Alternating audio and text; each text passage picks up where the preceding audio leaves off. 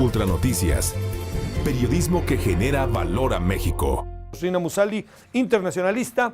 Ella tiene una colaboración verdaderamente atractiva e interesante en el canal del Congreso. Y ella estuvo atentísima de las elecciones de Venezuela y está con nosotros. Rina, gracias que tomas la llamada. ¿Cómo has estado? Ay, Javier, un gusto saludarte a ti y a tu auditorio. ¿Cómo has estado? ¿Qué pasó ayer en Venezuela? Claro que no pasó ayer, no sé, no pasó, entiendo, en la suma de las cosas, pero ¿qué lectura le das al triunfo del 10% del señor Hugo Chávez sobre Enrique Capriles? Pues mira, yo creo que sí hay varias lecturas o lecciones que debemos de hacer en términos de democracia, en términos para la oposición y sobre todo para Enrique Capriles. Para Hugo Chávez también hay mucho que decir y sobre todo también para el proyecto geopolítico del ALBA. Déjame darte algunos mensajes clave. Mira, yo pienso que Hugo Chávez efectivamente tiene una victoria clara con 10 puntos de ventaja, pero para muchos fue una lección en donde pues gana la democracia formal, pero para muchos otros se da un golpe a la democracia.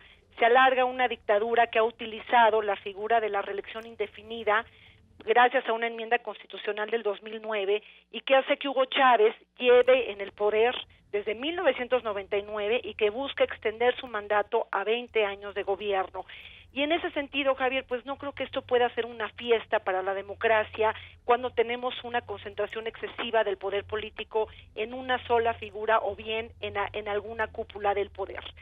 Y bueno, es un resultado que no debe de sorprender mucho porque estamos hablando de un presidente que en su condición de presidente busca la reelección y eso lo aventaja, le da una ventaja de entrada, pero pues recaen en él todos los hilos del poder, el ejército concentra medios de comunicación, tiene la mayoría de los asientos en la Asamblea Nacional y contó con el erario público para financiar su campaña. Entonces, de alguna manera, pues, tenemos pues que para la democracia esto no es una buena noticia. En otro sentido, hay grandes retos para la oposición. Yo pienso que el fracaso de Capriles hoy puede ser la victoria en un futuro no muy lejano, tal vez más próximo de lo que todo el mundo crea debido a la enfermedad de Hugo Chávez, que ha estado cobijada por el secretismo de Estado.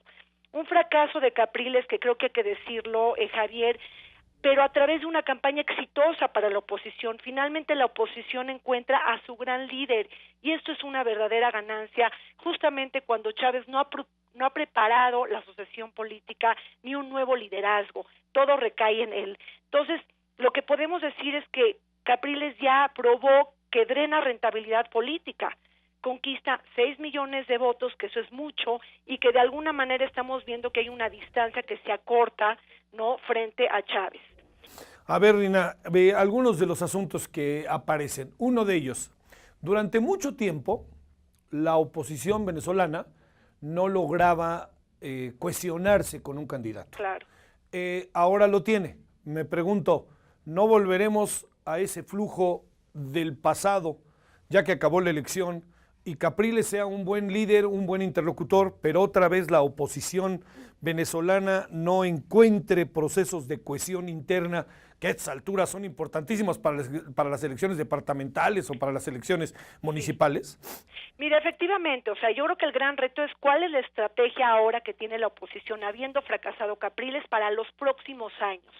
Y eso es algo que vuelve a meter ruido, hay que ver cómo está la situación. Oye, Rina, sí, 2 veces me ha llamado la atención que has dicho fracaso de Capriles. ¿Sí es fracaso?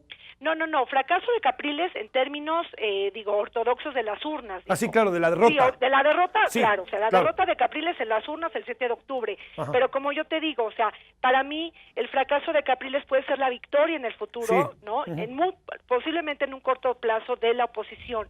Entonces se debe de mantener unidos alrededor de la mesa de unidad democrática, pero además también yo creo que una de las grandes lecciones, Javier, es que para Hugo Chávez está muy claro que hay 6 millones de personas que votaron en su contra. Claro, sí. Que tienen una Venezuela polarizada, una Venezuela dividida y que ahora hay una oposición más organizada. En ese sentido, la victoria de Capriles porque fortalece la oposición y porque finalmente encuentran ese liderazgo que no lo tuvieron durante muchos años. Ya es un líder que probó tener rentabilidad política y eso yo creo que lo deben de seguir manteniendo. Ahora, también entendamos una situación económica muy desgastada en Venezuela, en donde pues Capriles va a tener que seguir haciendo hincapié. Tenemos una crisis agropecuaria enorme, importación de alimentos creciente, déficit en materia de vivienda, hiperinflación del 25% o más, un racionamiento, ¿no?, eléctrico del consumo, y entonces todo esto en un panorama que se conjunta con la criminalidad y la inseguridad. Entonces, de alguna manera, la oposición va a tener que mantener viva pues esa bandera del descontento para poderla capitalizar más adelante. A ver, en términos de este secretismo que se ha mantenido la enfermedad de Hugo Chávez, yo recuerdo haber leído informes que decían que no aguantaba de aquí a marzo del año que entra.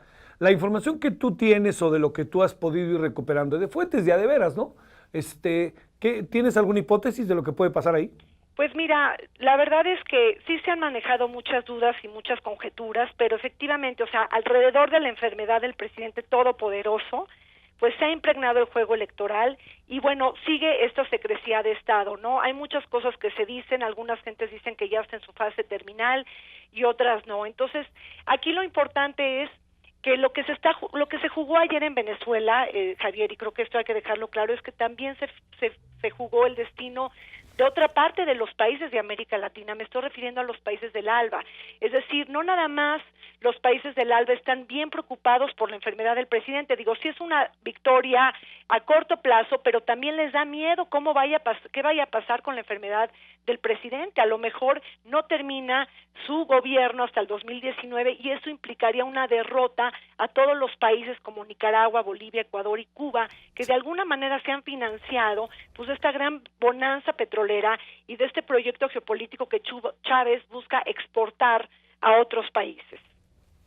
¿Brasil juega algo en todo eso, siendo que es un gobierno por definición de izquierda o no? Mira, Brasil jugó en la elección en la medida en que Enrique Capriles se ha dicho que está a favor, por así decirlo, es un gran admirador del proyecto de Lula da Silva en Brasil, o sea, tiene un proyecto centro-izquierda y en esa medida se coloca como un gran admirador de Brasil en contra de lo que muchos pensaron como Estados Unidos.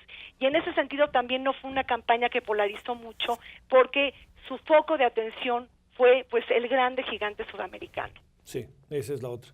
Bueno, Rina, seguiremos leyéndote y viéndote y muchas gracias que estuviste con nosotros. Gracias, Javier, un saludo y muchas gracias por la invitación. Hasta luego, Rina. Hasta luego. Rina Musali, internacionalista. Continuamos.